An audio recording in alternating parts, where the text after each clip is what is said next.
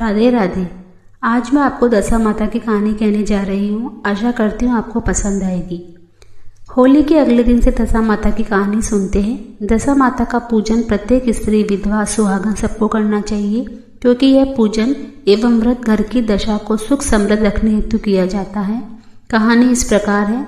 एक नल राजा और दमयंती रानी थी। वह सुख पूर्वक रहते थे। उनकी प्रजा भी बहुत खुश थी। एक दिन राजमहल में एक ब्राह्मणी आई और बोली कि रानी जी, आप दशा का डोरा ले लो, इसकी पूजा करके इसे गले में पहन लेना, इससे आपके घर में सुख समृद्धि बनी रहेगी। रानी ने वह डोरा ले लिया और विधि पूर्वक उसका पूजन कर उसे गले में पहन लिया। कुछ दिनों बाद राजा नल ने रानी से पूछा कि रानी जी, आपके इतने सोने के जेवरों में यह सूत का धागा क्यों पहन रखा है? आपके पीले पीले जेवरों में यह अच्छा नहीं लगता। रानी कुछ बोलती उससे पहले राजा ने वह डोरा गले से तोड़कर फेंक दिया। रानी ने डोरा उठाया और पानी में घोरकर पी लिया। रानी बोली, महाराज, ये दशा माता का डोरा था, आपको इसका अपमान नहीं करना चाहिए था।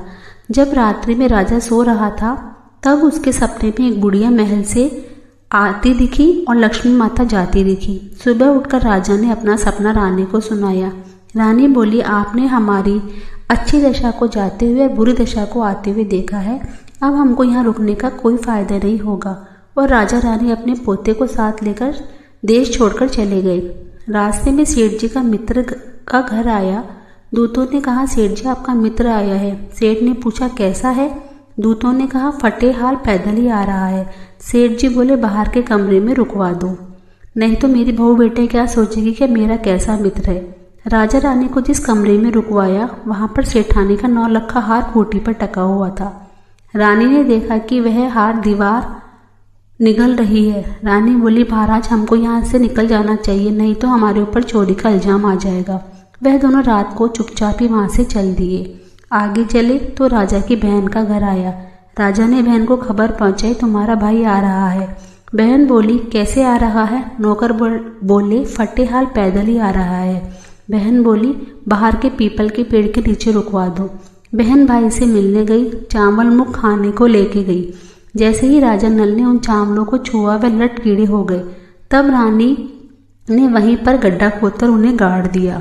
अब वह वहां से भी आगे चल दिए। चलते चलते आगे नदी आई। तब राजा रानी से बोले कि मैं पोते के साथ स्नान करने जा रहा हूँ, और राजा ने 2 तीतर रानी को दिए कि तुम इसे पका लेना। जब राजा वापस आया तो रानी बोली, महाराज, मरे हुए तीतर भी हांडी से उड़ गए। राजा बोला, रानी, मुझे इससे भी पोता नदी में बह गया।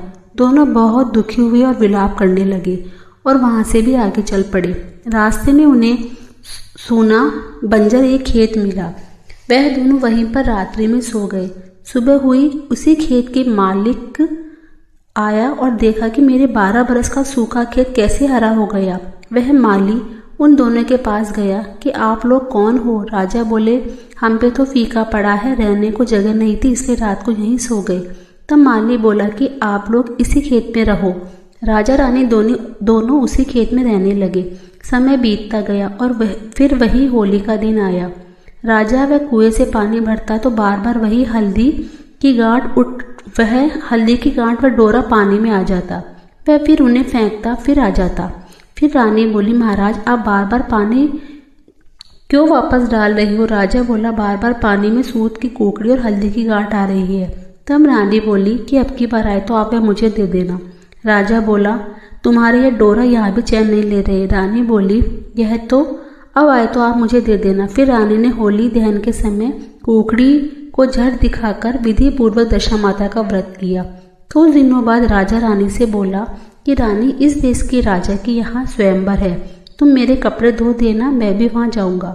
तब रानी बोली, आप इस स्थिति में भी जाएंगे? राजा बोला, मेरी दशा ही तो खराब है, पर मेरा दिल तो राजाओं जैसा है। ऐसा कहकर राजा वहां से चल दिया। इतने सारे राजाओं को छोड़कर वहां की राजकुमारी ने राजा नल के गले में ही अपनी माला डाल दी। वहां मौजूद सभी लोग हैरान रह गए। विद्वानों की सलाह से एक बार फिर राजकुमारी को अपना वर चुनने का कहा गया। फिर राजकुमारी ने नल राजा को ही वरमाला पहनाई। वहां का राजा बोला, ऐसे ही तो मैं अपनी कन्या का विवाह किसी माली के नौकर से नहीं कर सकता। उसने एक प्रतियोगिता का आयोजन किया और राजा ने सब जो सबसे अच्छा शिकार करेगा मैं उसी से अपनी बेटी का विवाह कर दूंगा। सभी राजा तैयार हो गए। राजा नल ने बूढ़ा घोड़ा और जंग लगी तलवार दी। तब राजा बोला, अगर मैं सच्चा राजपूत हूँ तो मेरा घोड़ा जवान हो जाए और मेरी तलवार धारदार हो जाए। और वैसे ही हो गया। कुछ समय बाद सब अपना अपना शिकार लेकर राजा के पास गए। राजा किसी के भी शिकार से खुश नहीं हुआ और उसने पूछा कि वह माली का नौकर कहाँ है। राजा ने उसे ढूंढने भिजवा दिया। सैनिकों ने देखा कि वह एक पेड़ के नीचे सो रहा है। तब सैनिक बोले, शिकार कहाँ है? तब वह बोला कि पेड़ पे लटका हुआ है, ले जाओ। सैनिक शिकार को ले गए और राजा को शिकार दिखाकर कहा। राजा शिकार देकर बहुत खुश हुआ और बोला, यह है असल राजपूत का शिकार।